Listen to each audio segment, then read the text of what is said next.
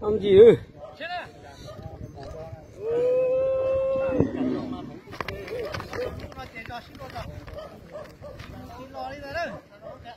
Thì ấy, có bố rồi cũ đây đó là con nó hưởng buổi trà.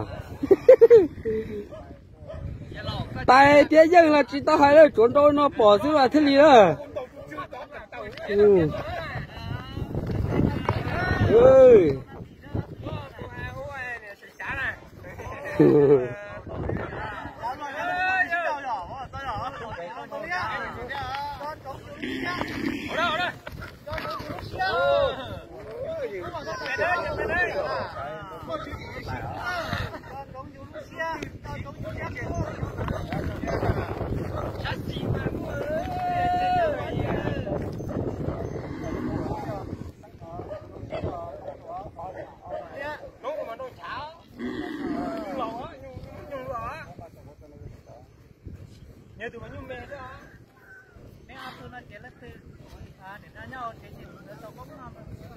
Chả đấy, tại hết nhưng mà chị hai nữa, chuẩn trâu nó cọp bò xí chè trong xía mà.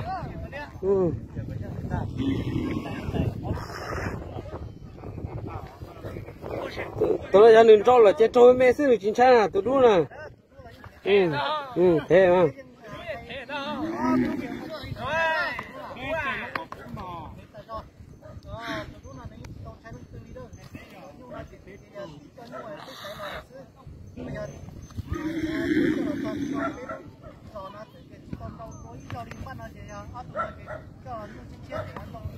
Người nhu sẽ đó, chọn rau sẽ đó.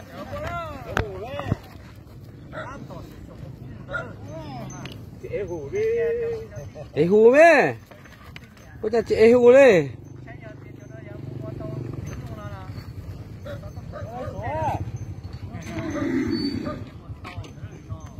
Ông lên không?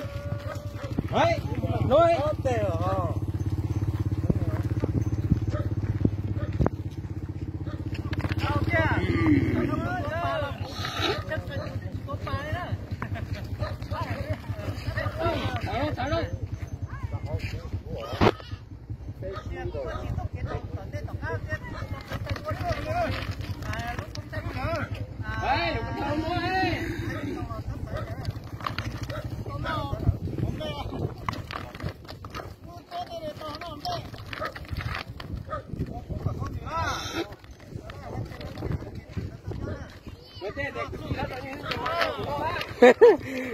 Cái tí chân cho xin đồ chèn đồ hận đấy.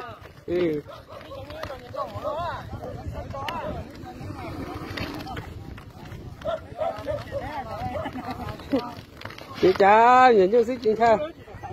Ôi trời, ông này ơi.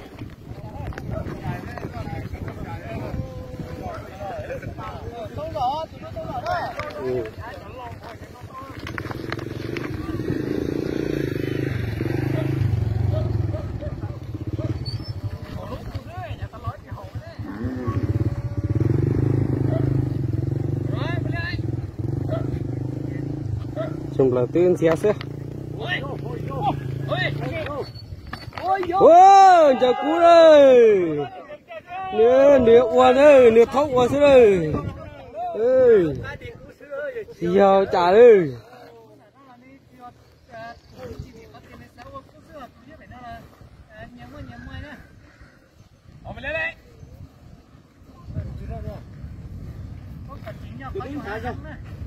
Đứng ra rồi.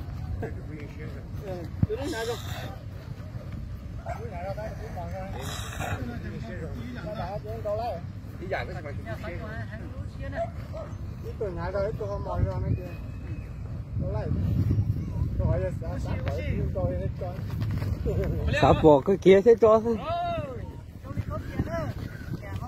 Chả giống mua mù họ cũng xì đấy, sẽ xả cho cái gì, không có chơi có. Kìa mà.